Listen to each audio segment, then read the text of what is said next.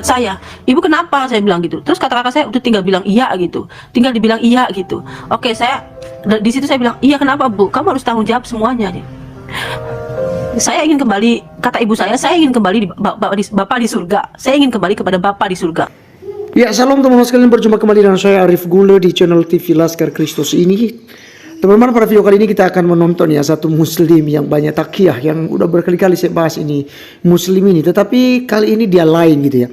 Dia mengira bahwa ibunya karena mati dalam keadaan sebagai Kristen pasti masuk dalam neraka jahanam. Nah, ini yang kemudian kita akan bahas, dan ada teman kita Jemayan Yassin yang sudah mereaction ini. Oleh karena mari kita satu saja simak ya, apakah orang-orang Kristen masuk neraka ketika mati atau justru akan memperoleh kehidupan yang kekal. Oleh karena teman-teman sekalian, kita simak videonya yang ada berikut ini. Video kali ini saya akan berbagi kisah, berbagi pengalaman kepada teman-teman semua saat-saat saya menghadapi sakaratul maut ibu saya, menghadapi kematian ibu saya, dan saya ada tepat di sisi beliau. Maaf ya, saya bisa mengambil manfaat dan hikmah apa yang tersembunyi di balik peristiwa kematian ibu saya. Beberapa tahun yang lalu ibu saya sudah bolak-balik ke dokter. Bahkan beliau sempat di kemo beberapa kali, hampir 6 sampai 7 kali kemo. Tapi Allah masih sempat memberikan umur yang panjang hingga 5 tahun ke depan, karena vonis dokter mengatakan kalau ibu tidak akan panjang umurnya. Nah, pada tahun 2016 ternyata ibu mungkin sudah tidak kuat ya, sudah tidak mampu untuk menjalani serangkaian pengobatan dari dokter. Akhirnya dia menyerah dalam arti kata ya sudahlah gitu, ya sudahlah, saya udah capek gitu, karena harus bolak-balik kemo beberapa kali. Nah, pas 2016 itu saya datang ke Jogja karena memang saya ada pekerjaan di sana gitu. Nah, kemudian saya mampir ke rumah ibu saya, dan ketika saya mampir ke rumah ibu saya, kakak saya bilang, ibu saya tergeletak di kamar, di kasur itu, saya berada di sampingnya. Kakak saya bilang, "Masih ingat enggak dengan ini siapa?" gitu. Ibu saya bilang, "Anti" gitu. Anti itu adalah panggilan kecil saya. Masih ingat, rupanya dia masih sadar gitu kalau saya Anti anaknya gitu. Nah, ketika itu saya mencoba berkomunikasi dengan ibu saya, tapi ibu saya sudah lemah ya, kondisinya sudah sangat lemah gitu. Dia sangat kurus sekali, bahkan kaki ibu saya membengkak dan sulit untuk digerakkan, karena memang kanker itu sudah kemana-mana gitu. Ketika kakak saya membukakan perut ibu saya sedikit kaget karena selama ini yang mengurus kakak-kakak saya. Ternyata perut ibu saya memerah gitu, seperti memerah seperti warna bisul gitu ya.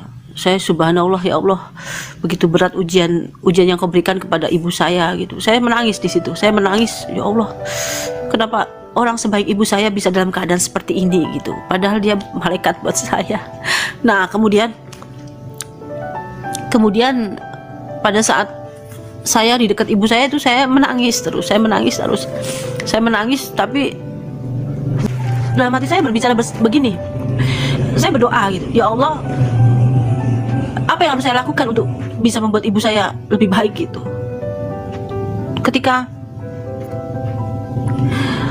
dalam ucapan seperti itu, saya bilang, saya harus bagaimana gitu, karena ketika saya ingin berdoa, saya ingin membaca ayat kursi, membaca surat Yasin, membaca Al-Fatihah dan lain-lain. Saya ingin membaca kalimat la ilaha illallah di telinga ibu saya. Kami berbeda keyakinan. Apa yang harus saya lakukan, ya Allah? Saya bingung. Sementara ibu saya mungkin kondisinya sudah tidak baik gitu. Dan ketika dalam hati saya bertanya kepada Allah, ya Allah, apa yang harus saya lakukan? Saya bertanya kepada Allah, ya Allah, seandainya ibu saya ini seiman dengan saya, mungkin saya akan melafazkan kalimat-kalimat-Mu di telinganya, ya Allah. Saya akan berdoa semampu saya akan meminta ampunan kepada Allah. Saya akan membaca surat Yasin, saya akan membaca surat-surat lainnya, Al-Fatihah atau yang lainnya. Saya ingin agar ibu saya sembuh. Tapi ketika dalam hati saya bilang seperti itu, bertanya kepada Allah, tiba-tiba ibu saya tiba-tiba ibu saya bilang begini, "Anti, kamu harus bertanggung jawab." Tiba-tiba ibu saya seperti seger lagi gitu, seger lagi. Padahal kondisi ibu saya itu lemah gitu. Ibu saya seger lagi gitu, kelihatan agak seger mukanya. Ibu saya bertanya kepada saya, "Anti, kamu harus tanggung jawab semuanya," gitu. Saya sempat kaget, dan saya bertanya kepada kakak saya yang ada di dekat saya, "Ibu kenapa?" Saya bilang gitu. Terus kata kakak saya, "Udah tinggal bilang iya gitu, tinggal dibilang iya gitu." Oke, di situ saya bilang, "Iya kenapa Bu? Kamu harus tanggung jawab semuanya." Saya ingin kembali, kata ibu saya ingin kembali Bapak di surga. Saya ingin kembali kepada Bapak di surga. Saya punya agama sendiri, saya punya Tuhan sendiri. Saya punya Tuhan sendiri. Saya ingin kembali di pangkuan Bapa di surga.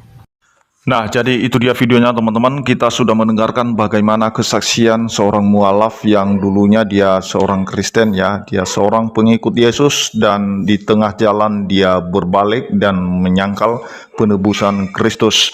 Dan ketika ibunya yang sudah mengikut Yesus sekian lama mengalami sakit dan kemudian dia mengalami mungkin sakaratul maut, dan kemudian anak ini berpikir bahwa ibunya itu masuk neraka karena berbeda agama dengan dia.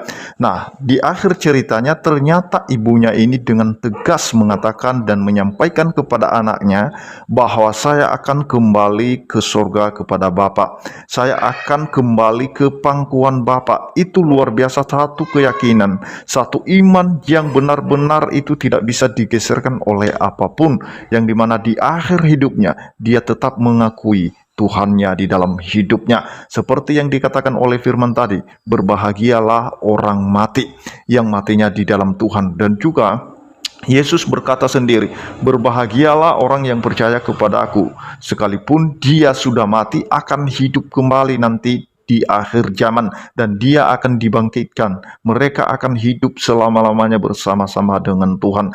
Dan itu sudah jelas bahwa ketika kita mengikut Yesus, tidak pernah kita dijamin akan masuk neraka, melainkan kita dijamin akan masuk surga. Seperti yang tertulis di dalam Yohanes 10 ya. Kalau kita buka Yohanes 10 ayat 28 nanti, di situ dikatakan, dan Aku memberikan hidup yang kekal kepada mereka, dan mereka pasti tidak akan binasa sampai selama-lamanya, dan seorang pun tidak akan merebut mereka dari tanganku.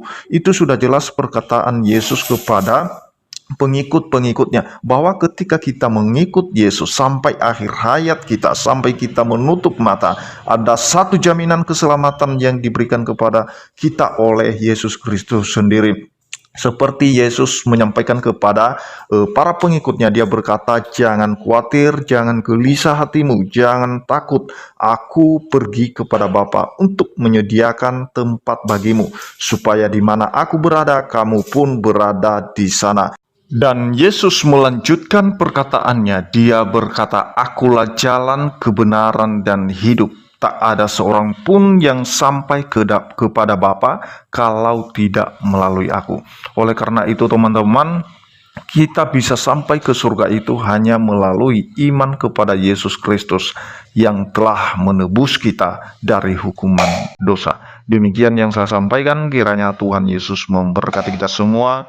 Shalom.